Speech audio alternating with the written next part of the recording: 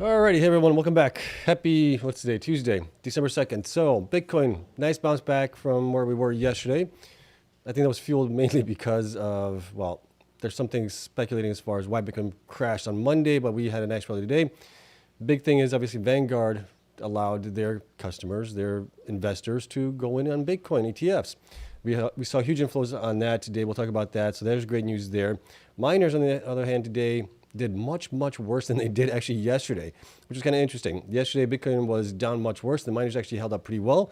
Today, Bitcoin rallied, and the miners actually, kind of pooped their pants a little bit. So what's going on there? Have they decoupled from Bitcoin? I think that might be the case here. I didn't really see any bad news as far as AI play is concerned or data center plays are concerned. So I don't know if it was just people taking profits while these guys were running up in the morning, and then we were falling down in towards the end of the day as well. Maybe that was part of it. We'll take a look at that, though. We do have some good news stories also on obviously Bitcoin, on some of the miners as well, potential there. And we'll get into also Cango provided their quarterly results yesterday. We'll take a look at those numbers there, what that actually entails for them. And we'll get into Q&A, okay? So it should be pretty short. Well, I know it won't be short, but it should be sweet. Nonetheless, here we go. Not financial advice, as always. For entertainment only, do your own research. Full disclosure below that. Hit the like button, subscribe. Helps me out tremendously here. And let's take a look at what happened today with Bitcoin. So Bitcoin today had a really good day. We were up quite nicely on Bitcoin here. We had a nice bounce. We bounced back above where we actually started out yesterday. So Bitcoin was up 5.82% at the close. We were up higher at a certain point where I think we were over 6% at one point. We closed at 91,308, and we were up $5,025 on it. I'm attributing that to Vanguard. Vanguard obviously allowing their customers to buy into the ETFs here. Had a huge impact on it, I think. And we're seeing that kind of impact again here in the new day a little bit as well. Bitcoin going up now another 1.59%. We're at 92,744. So that was all pretty good here, right? Dow Jones was up today. NASDAQ was up as well a little bit. S&P was up as well. Russell was down today, 0.18%. Maybe is that the reason why the miners went down? Maybe. I'm not sure exactly why. Ethereum also had a really good day today. It bounced back also to where it kind of started out yesterday at. It was up 7.09% on the day. Closed at 2,996. And then we're up obviously in the new day for Wednesday here. We're up another 1.21% as well at that point. Now the miners here. Miners started out pretty much in the green here during the day. And we'll go to the daily or the 1 hour chart on it. We can definitely see it better that way. So, all right, Bitfarms here started out in the green. It was actually up nicely here. We hit a high. Let me move this thing over here. We hit a high on that in the start at $3.48. And then we just kind of went downwards throughout the day here, it seems like, on it. Right, yep, right there. And we continued to go down. BitDeer was down 3.47%. Same kind of sentiment there with that one. Cango was down 9.66%. This one obviously also started up higher, then ended up lower. Cypher, same kind of story, right? We started up high, we went down low, down 10.41%. Cleanspark was just down only 2.63%. That one fared a little bit better than the others here. CORZ was down 4.64%. Hive was basically flat on the day overall. Hot 8 was down 13.52%. I think this is in conjunction with American Bitcoin, which they have a huge position in that. I think that's what drove this one down at least. We'll talk about that. Asher Goodnud provided a X post, or X, yeah, I would say X post. We'll talk about that as far as the reason why American Bitcoin fell so hard today. So that was part of it. IREN fell 15.2% today. Biggest loser here today, and that is because of the convertible notes that they offered out yesterday. We'll see what those details are probably tomorrow or later on this week when they actually finalize all the details there. But that's the reason why we've seen this before as well with other miners, Cypher, Cleanspark, even when they did a convertible note, and others as well. Whenever they do these kind of convertible notes, the stock goes down. Why does it go down? Well, it's because all of these companies that are going to be positioning on the convertible notes are bringing it down so they can get in at a lower price point. So we have seen this before. I think this thing is going to bounce here eventually within the next couple of days here. Not exactly sure when. It could be tomorrow, could be in a couple of days, but I think it's going to bounce back up once all the institutions that are getting in on this convertible note have their fill. So we can obviously see here on the 1 hour chart is definitely way oversold here on that one. And that's kind of what I think is happening with IREN there. Mara was the only standout here today that was actually up. It was up 3.39%. With really no news happening there that I can tell. I checked the releases here and there's nothing on that one. Riot was down just a little bit as well, 1.68%, and Wolf was down 7.06% on the day, like everybody else, right? In the green in the morning hours, and then towards the end of the day, it fell through there. Bitcoin holding companies did have a pretty good day overall. Somewhere in the red, somewhere in the green here. MicroStrategy was up 5.78%. There, let's go back to the daily chart on this one. And we can see that one went up higher and then it came back down a little bit here throughout the end of the day. Galaxy was up 2.04%. Block was down 6.59%. This thing just started to go down hard there.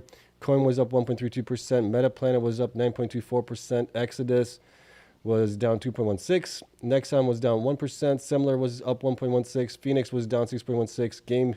GameStop was up just a little bit, 0.09%. Small miners had a mixed day as well.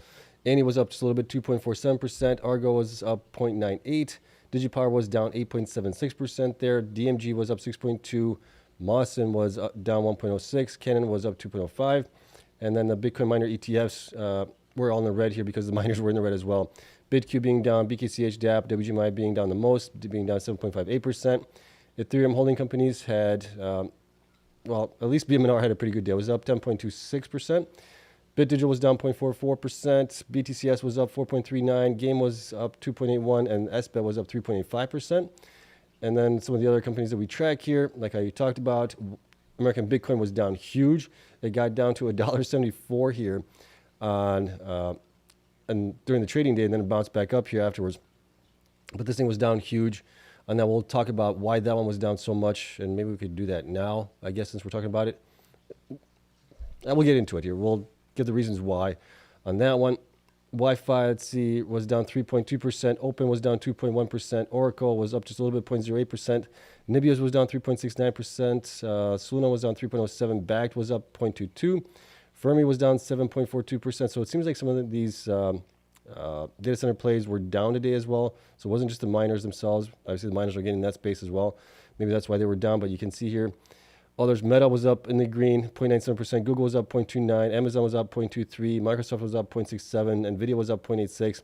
So all of those guys did good here, but you can see that they definitely came down towards the end of the day there. Profit taking, maybe? That's the only thing I can think of right now on that one. As far as the miners here in the after hours right now, if we look at those guys here, we can see that BitDeer right now is up 2.4%. Bitfarms is up 2.58%. Cango is up 2.29%.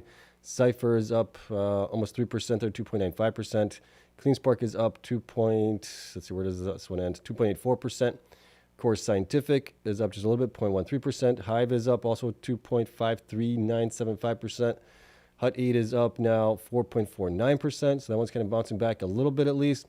IREN is up also. Let's see where this one finishes out at really quick here. And let me just refresh this page because it's going to take a while for it to catch up here. It's up 2.5% right now. Mara is up 2.6%. Riot is up 2.3%. And TeraWolf is up 1.05%. So they're at least bouncing back a little bit here. Not sure why the sell-off was happening in these guys here, but it did happen nonetheless. Here, Bitcoin for the month of December.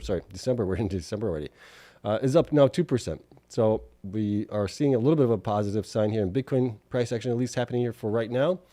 Bitcoin ETF inflows, we can see here that we've had last 4 days of positive inflows into the ETFs, even though we've had BlackRock, IBIT selling out half of those days, right? Back on the 28th of November, 113 outflows.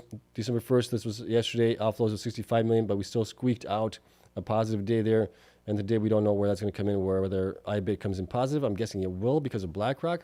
We'll talk about BlackRock here in a second. So we might still be able to squeak out a positive day nonetheless. And then here, the Fed Watch tool, we are at now 88.71%. Yesterday, we were at 87.6%. So the probability of getting a rate cut here in December continues to increase. And it looks like that's going to be the case. It's going to happen nonetheless. Okay, there's that. Next here. Vanguard, obviously Bitcoin ETF volume hit 1 billion in the first 30 minutes today. The FOMO is real, right? Obviously people that were with Vanguard have not been able to invest in the ETFs. We're now probably close to 600 some odd days when the ETFs were actually approved. So there's probably a lot of pent up demand for that and people that have the accounts in Vanguard. And it's obviously, you're seeing that result there right now with today's price action and everything else. You have a lot of people that are older, retired as well, or people that are much more affluent, I guess you could say, that have investments with Vanguard. Those people typically invest for longer time frames. So they usually, every 2 weeks they buy into something, and we could see this kind of happening here going forward as well. So this is great for Bitcoin adoption and just price going up here, which is nice to see. This is from Kobesi letter there. Breaking Anthropic is preparing to go public by as soon as 2026 in what is expected to be one of the biggest IPOs in history per Financial Times. Anthropic is currently in talks for funding round valuing the company at over $300 billion. Anthropic is a AI company, right? So that's obviously huge news there, which they're going to need obviously a heck of a lot more of compute, data centers and things like that, and they're partnering with NVIDIA and Microsoft to get that done as well. Well, obviously Microsoft's going to have to go out someplace and find possible deals to meet the demand that they need from their customers, Anthropic included in that. Miners have the megawatts available that can be built out relatively quickly within the next year to 2 years, right? So we're going to definitely probably see a lot more deals happening here in the space going forward as well. So that's great news there. IPO, would I get into the IPO? Oh gosh, probably not in the beginning. I mean, I've had bad luck in IPOs in the past, so I may pass on this one, but this is the one that may actually run up on us. We'll see on that one when it comes out. We'll talk about it when it does get closer there. This is from Ernest Hamilton. I thought this was very interesting as well. So Cleanspark, Tennessee just became one of the most attractive future hubs in Bitcoin mining. I don't think it's only Bitcoin mining, but I also think it's for HPCI as well. But Cleanspark has a major foothold in Tennessee thanks to the grid infrastructure acquisition. Department of Energy awarded $400 million to TVA to deploy GE Hitachi BWRX 300 SMRs at Clinch River. SMRs are the small modular reactors. We've been talking about these things for the past probably year now. The only thing is it's going to take a while to get these things deployed, right? So this will bring 24/7 nuclear base load online in early 2030s. So that's still a ways away. We're looking at least 5 years away from that. We need power much faster than that, but this is actually a really good sign that these small modular reactors are getting approved, and we're going to start seeing these probably more and more as time progresses, we need that as well. What does it mean for miners in the region? Well, lower long-run energy costs. Nuclear LCO projected 40 to 60 megawatts per hour, it looks like. Massive new capacity at TVA adds multi-unit SMR builds. High grid stability and fewer curtailments. Policy tailwind with nuclear framed as essential for AI data centers and energy-intensive industries, right, which is correct. And Tennessee's next wave of power growth is clean, cheap, and reliable. Bitcoin miners stand to benefit more than anyone. Well, that data centers as well. Energy dominance equals hash rate dominance and also AI dominance, right? So I would add that into it as well. So this is great news, but this is going to be definitely out 5 years plus at this point right now. But nonetheless, this is good news. We're going in the right direction here, I think, as a nation. We need more electricity as it is. And then let's get into American Bitcoin here really quick as well. Asher Gnut, CEO of Hut 8 there, put out a quick post here, I guess you could say. That's multiple posts. But here's a quick note on the price action. We're seeing today in Hut 8 and American Bitcoin. ABTC and Hut 8 have faced price pressure today. I know these moves attract attention, so I want to share what's driving this and why my confidence in both companies has never been stronger. So this is good that they came out with this. Obviously, we saw a huge down pressure on American Bitcoin, along with Hut 8. But here's what we have. So first, on ABTC, American Bitcoin launched just 8 months ago on March 31st, 2025. In the short term, we've built one of the largest Bitcoin accumulation platforms in the market. This week marks the first major unlock of shares since going public, which is, I think, like 3 months ago or something like that. They went public when they merged with Griffin, however you pronounce that, right? So there's that portion of it. So, well, if that's the case here, so here's my take. Right, so it marks unlock of shares since going public. So if those shares got unlocked and a lot of those shares are being sold there, that doesn't bode well for a lot of confidence in the company going forward, at least. If you have a lot of the insiders selling shares right off the bat. Yes, the stock definitely has gone up quite tremendously, but it's also come down quite a bit as well from the top there. And it's getting probably closer to probably where it should be valued at right now as it is, around $1, $2 range as it is, because they are asset light and everything else is owned by Hut 8 there. Asher continues on here. Until now, well below 5% of ABTC shares were freely traded with such a thin float. Even modest selling pressure has an outsized impact on price. Now that early investors, many of whom made meaningful gains, finally have liquidity, we're seeing selling into a limited volume as these investors seek to lock in profits. Hut 8, Eric, Don Jr., and our other founding partners are not part of this unlock and continue to hold their shares. This is mechanical, not fundamental. What matters is the business. In 8 months, BTC has gone from 0 to 4,000 Bitcoin on the balance sheet. Okay, that's fine, but the companies are not really being valued on their balance anymore. I mean, we're seeing that with Mara, with some of the other miners as well, Cleanspark, Riot. I mean, they're not really being valued on that anymore. They're being valued more so on their HPCI potential going forward. Continuing on here, we've scaled our mining platform to 25 exahash, among the largest globally. We've mined 7 to 10 Bitcoin daily with 56% gross margins in Q3, inclusive of power, MSAs, and infrastructure fees. Our Satoshis per share, a transparent metric we published to show BTC per share, has climbed from 14 to 432 in just a few months. I firmly believe our team is world class, our cost structure is best in class, our economics are strong, and our trajectory is steep. Time will tell, right, if that's going to be the case there. That's why despite this price action, I believe the fundamentals of ABC has never been stronger.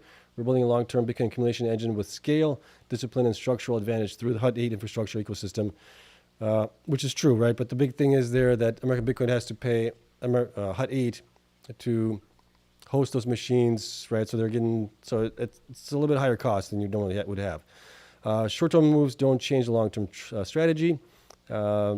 Strategy may have to change for American Bitcoin going forward. This is just my own opinions here, obviously, but we're seeing all of these companies going into HPCI, Hut 8 included in this, and American Bitcoin's gonna be left out on this side of things unless they change direction there. Now for Hut 8, when I took over as CEO on February 7th, 2024, Hut 8 was trading at $6.77. By focusing on fundamentals, not noise, we've grown the business and the stock has appreciated meaningfully, reaching a high of 55 this year. We've been misunderstood before and we've overcome it before. Hut 8 today is one of the most exciting energy and digital infrastructure platforms in North America. We have 1,020 megawatts of energy capacity under management across power generation, digital infrastructure, and compute. And as of Q3 2025, we've activated a 1.5 gigawatt development program across 4 new campuses, which is true. So Hut 8 is doing much better here. Beyond that, our total development pipeline across the U.S. and Canada sits at 9.7 gigawatts as of September 30th, 2025, one of the largest in the industry. And you guys know my take on pipeline. Pipeline is a pipe dream until you actually get those contracts signed there. This includes, 5,865 megawatts under due diligence or under diligence, 1,255 megawatts under exclusivity, 1,530 megawatts under development, and 1,020 megawatts under management already. I believe this is our strategic advantage there, which it might be if they can obviously build out and get everything done. It's important to highlight something. We aren't repurposing old sites for AI. Our development program focuses on new sites and flexibility for diverse use cases from Bitcoin mining to HPC AI. This gives us the ability to follow the electron to what we believe to be the highest return use case over time. There's benefits to that and there's not benefits to that as well, right? If you're building out brand new sites, that's going to be more costly. If you have sites that you can retrofit, it might be a little bit less expensive at that point as well. So there's pluses and minuses to it, I guess. And then here, Hut 8 is a sum of the parts business, right? 1 gigawatt's operating today, strategic Bitcoin reserve of 10,000 plus Bitcoin, majority ownership in ABTC, 100% ownership of high-rise AI, nearly 3 gigawatts of additional growth potential under exclusivity and development. This breadth is rare, and financially the business is stronger than ever. Q3, we talked about that obviously in the Q3 results. This is why I'm calm on days like today. Price moves in the short term and often disconnected from fundamentals, especially in businesses scaling as quick as ABTC and Hut 8. I would agree with that part. Obviously, the fundamentals, right, as pricing can be disconnected from the fundamentals. We've seen that not only with ABTC and Hut 8, but with others as well. And then as Warren Buffett said, in the short run, the market is a voting machine. In the long run, it's a weighing machine, which is a pretty good quote there, actually. And then he goes on to what they're focused on, all that stuff here. We're not going to get really into it because it goes a little bit longer here. But that's kind of what happened here, right? Shares were unlocked. People are locking in gains, like he said, which happens, especially when companies go IPO and then you got 3-6 months, whatever it might be, for those shares to lock up. When it does happen, you do see definitely a decline in that, but this was definitely a pretty sizable decline in American Bitcoin as it went down, right? Because it went all the way up to see, we are on the daily here. It went to a high of $14.65. It's now at $2. So that's a huge decrease here in the last, what has it been? How many trading days? 63 trading days, 90 days more or less. Right, got down to a low of $1.75. So that's an 87, almost 88% decline from where it was just, 3 months ago? That is a huge decline there. Like I said, not a great look for the company when you have a lot of people selling out of the shares.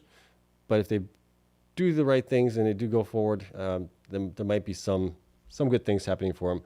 And right now, their valuation here, if we look at their valuation, financials, overview, we can see that it's still at 2.3 billion market cap right now. When we compare it to some of the other companies here, they're still quite highly valued here for what they have here. So let's take a look at that really quick. I haven't updated this in a while. Let me see market cap. Where's my market cap? Market cap, there it is. Okay, so here's the market cap as of right now. So American Bitcoin is at 2 billion. So they're close to BitDeer at 2.6 billion, with BitDeer having obviously infrastructure, sites, pipeline of megawatts as well. So that to me looks like they are still overvalued based on that information. Hive is at 746 million here in valuation. They are similar in size to American Bitcoin, right? At what are they at now? 25. I think they're at 25. Yeah, they should be at 25 exahash. So similar to what they have in exahash, less in Bitcoin, right?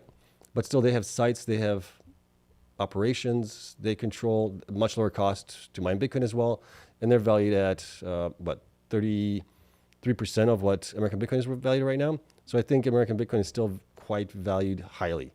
I think it should still come down from where it's at because they are asset light. You don't have much assets other than the Bitcoin that they have and maybe a small percentage of the AC miners there as well. Okay, but you can see how everything else stacks up there. So based on that information, I would say, like I said, to me they look overvalued at least right now. All right, that's it on that one. Let's get into Cango here really quick. Cango released their quarterly results here yesterday. We'll go through this. Highlighted some of the things that I thought were interesting here at least. Let's make this a little bit bigger so you guys can read it, and not too big so we don't see it. There we go. Third quarter financial and operational highlights here.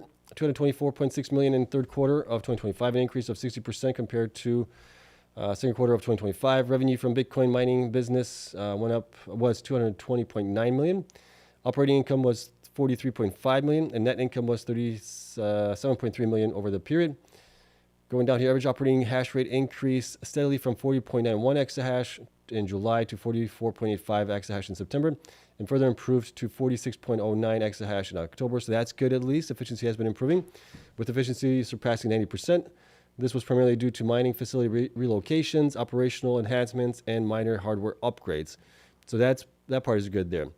Here's the bad part. The average cost to mine, excluding depreciation of mining machines, was $81,072 per BTC, with an all-in cost of $99,383 per Bitcoin. Right, so that's the part that hurts these companies when they are asset light, which Cango still is highly asset light. I think they have 50 or 80 megawatts of sites on their own. Everything else is still hosted with somebody else. So that's where the costs come in quite a bit there on it. Here's a quote. While consolidating our core business, we also clarified our long-term strategy, building a global distributed AI compute network powered by green energy. We view Bitcoin mining as the practical on-ramp toward our energy and compute ambitions, following the sequence of from Bitcoin mining to energy access and from operational depth to AI compute deployment.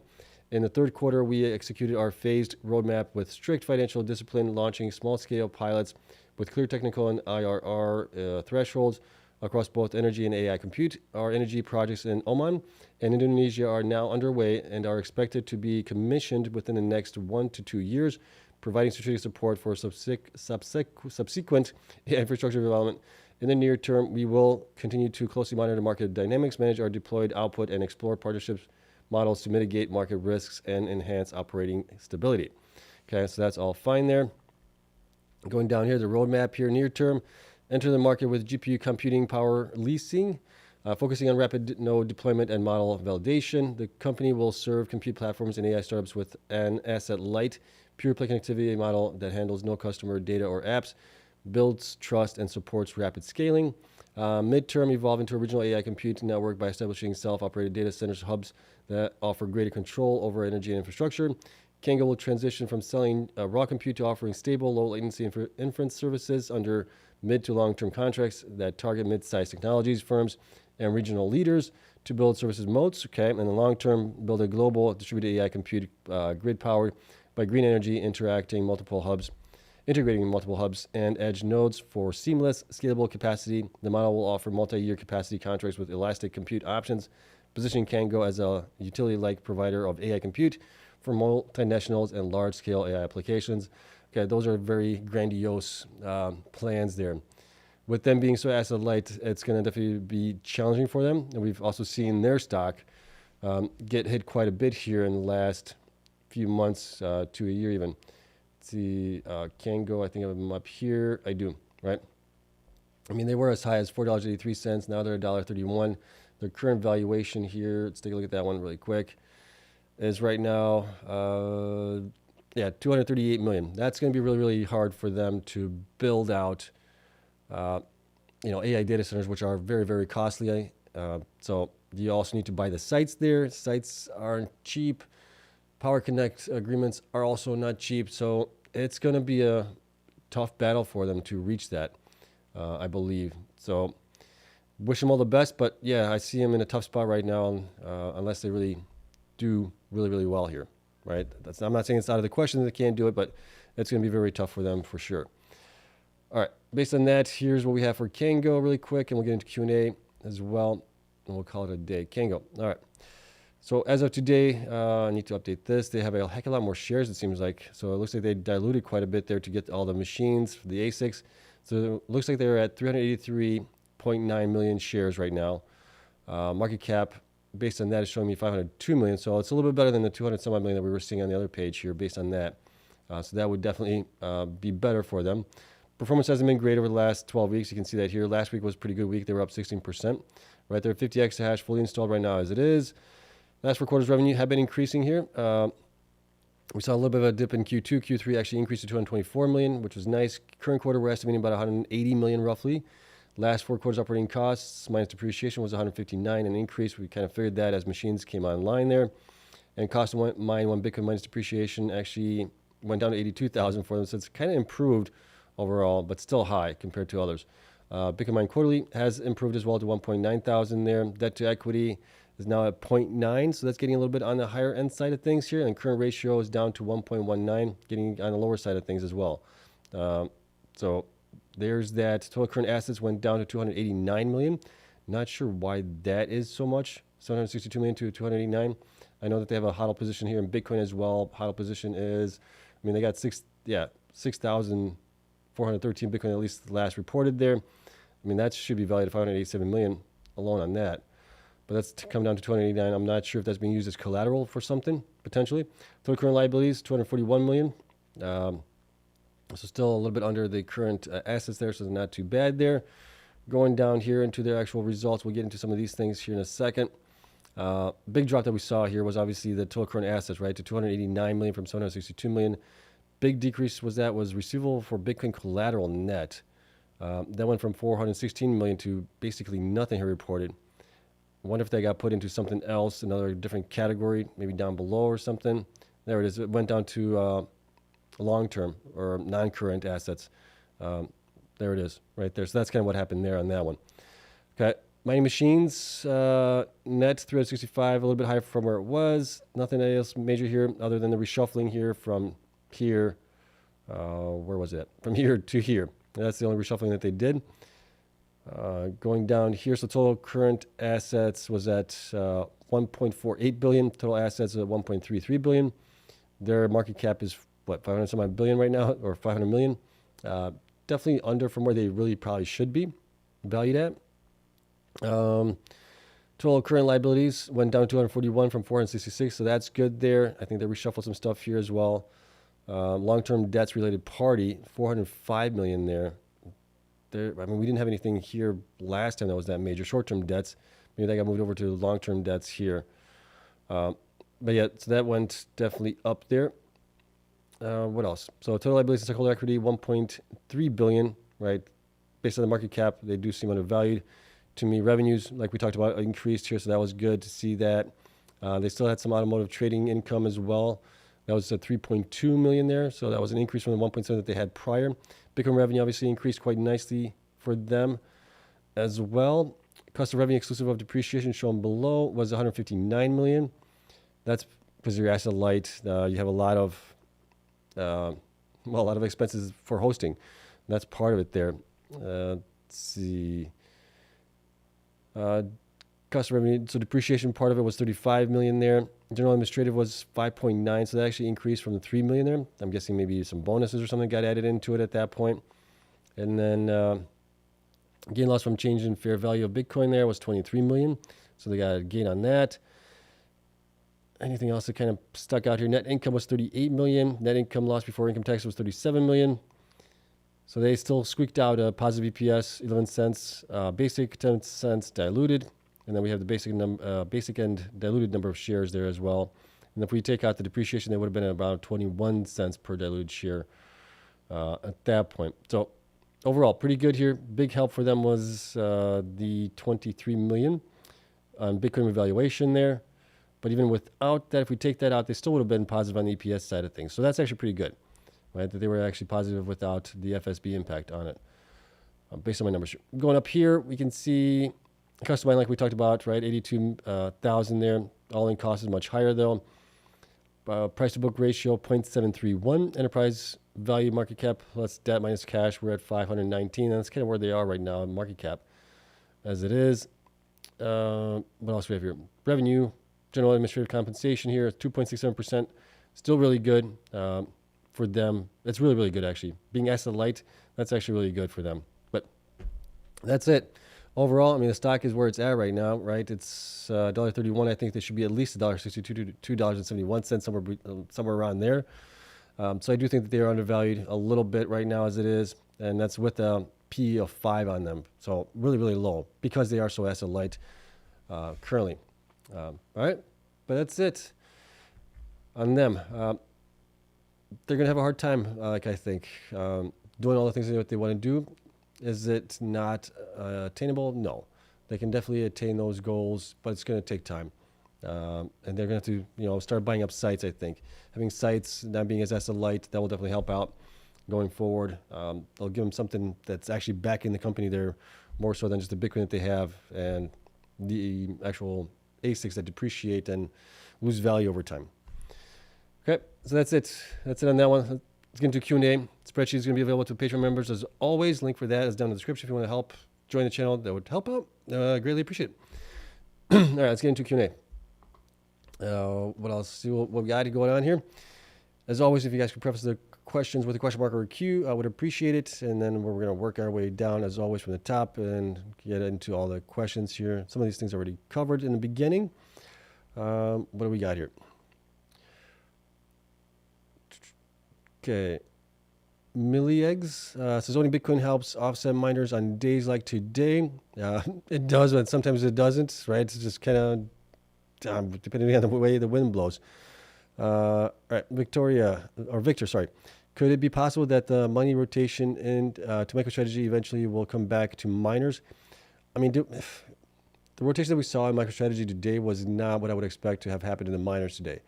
So I don't know if that's the rotation that happened. I don't think that's the case. We would have seen MicroStrategy do much, much better if that was the case, because you saw a lot of these guys bringing down 10+% here on the day. So, yeah. Vic says, IREN heading to 30s tomorrow. We could have another drop on it before we go back up. I'm not saying that's not the case. We've seen other companies go down 2 to 3 days before they bounce back up and go higher from there. All right. Andrea's got a question here. Seb, what is your opinion on the IREN convertibles? Was this a good move? The stock dropped 50%.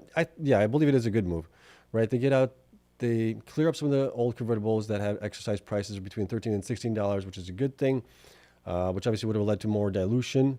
So if they can get rid of those things, buy them out basically and get new convertible notes that's going to have a much higher strike price at that point as well, or exercise price. That's going to be a good thing. It's going to also push out dilution into 2032 and 2033. So yeah, this is good.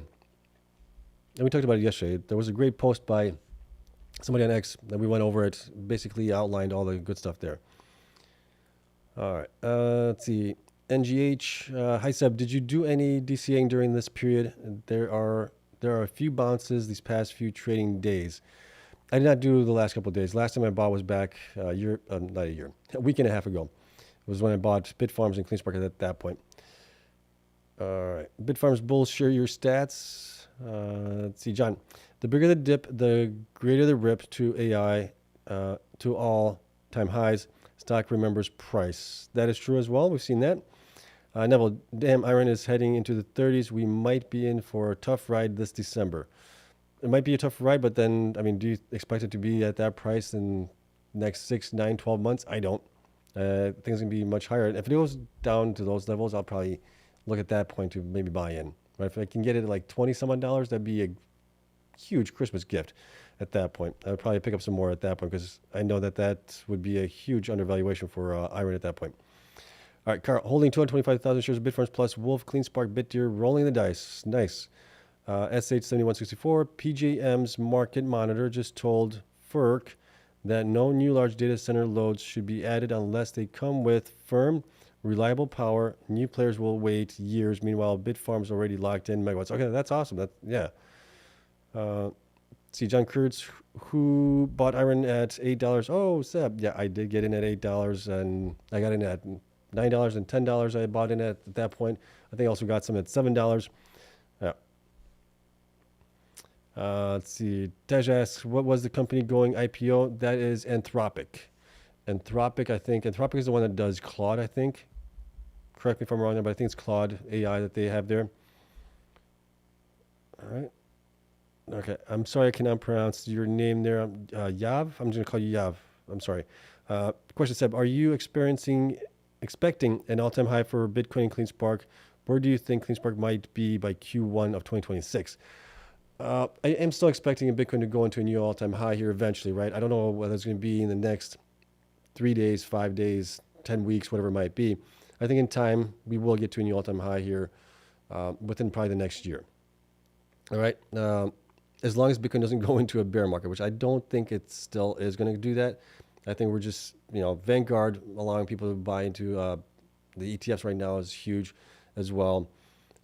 We have obviously IBIT and all the other ETFs out there, companies buying it. Like I keep saying, I don't think we're going to get into a huge bear market. I think maybe this correction that we saw here recently getting down to the 80,000 mark was it. But time will tell if that is correct or not. But that's still my hunch there. So I do think we will get to a new all-time high in Bitcoin and on Cleanspark as well.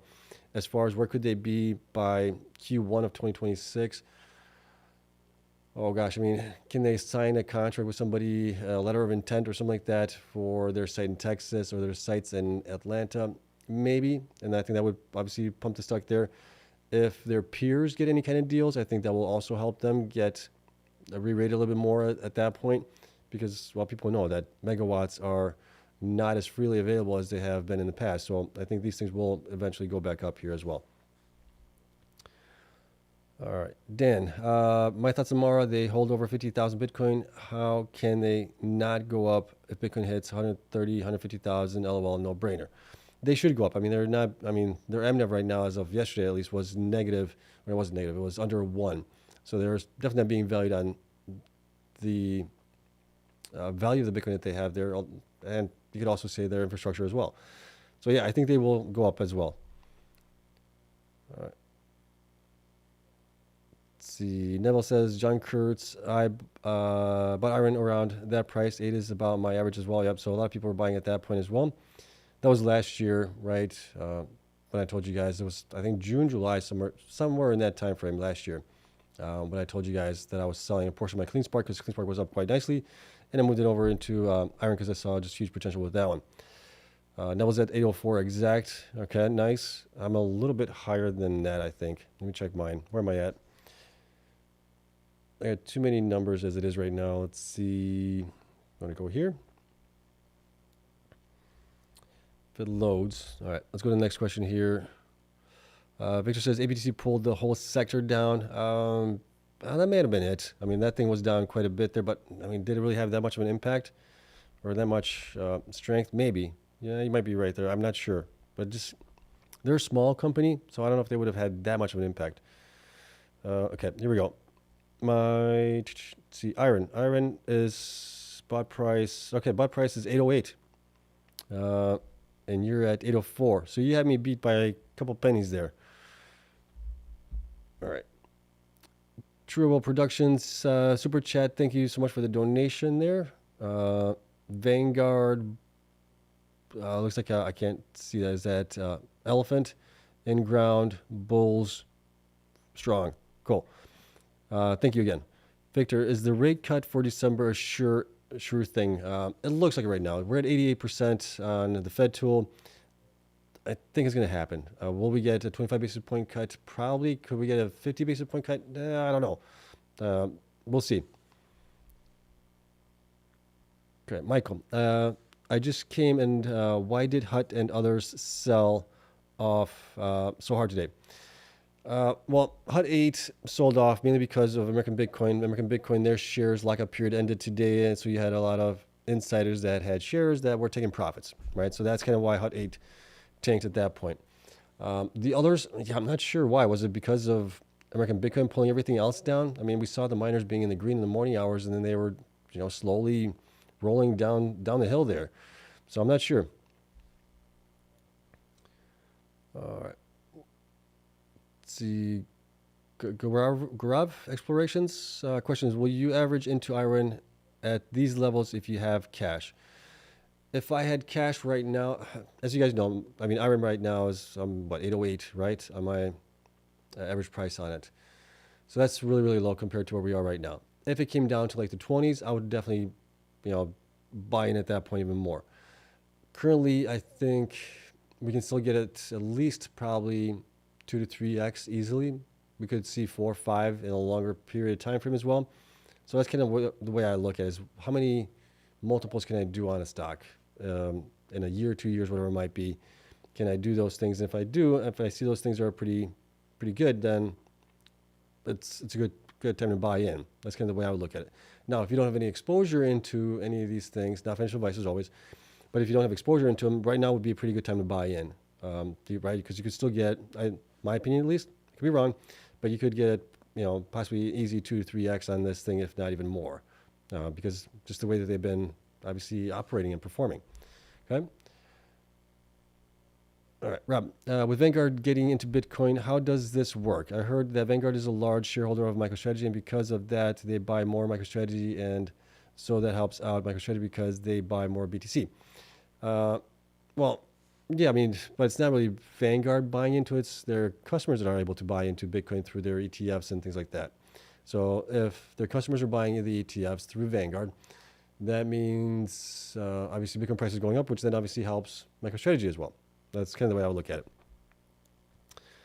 All right. John asks, how far behind IREN is Riot with their one site HPCI infrastructure build out? I know they're building something out there. They're trying to, but I don't know how far behind they are currently right now. Okay. Michael says, by Powell's speech that he knows nothing, that the whole markets could crash, that he doesn't know nothing, and a big fool being a Fed. Okay. Sweeper says, dead cat bounce. Is that what you're thinking we had here? But I mean, that would have been a dead cat bounce from when we dropped to 80, right? So it was another dead cat bounce from that. All right, Rob, also, does buying Bitcoin ETFs help out the Bitcoin price? I think not. It does, because the ETFs have to then buy the Bitcoin to clear it. I think they have until like the morning hours or something like that to buy it. So yes, they do have to buy it, but are they buying it spot or are they buying it OTC, right? We don't know, or at least I don't know. And Andrea, thank you so much for the likes as always and the reminders. Really appreciate that. And yeah, I've covered all your guys' questions here. We're going to call it a day. We'll see what tomorrow brings us. I mean, Bitcoin's still right now doing pretty good. It's still in the green. We are up 1.69%. We're at 92,159. Did we scratch 93,000 yet? Let's see here. I got to move this thing out of the way for me. Did we scratch 93? We got a high, 93,326. So we did get there. So, I mean, we'll see how things play out here in the next couple of days with it. Right, was this manipulated? Maybe it was by Vanguard and others to get in a lower price for their customers.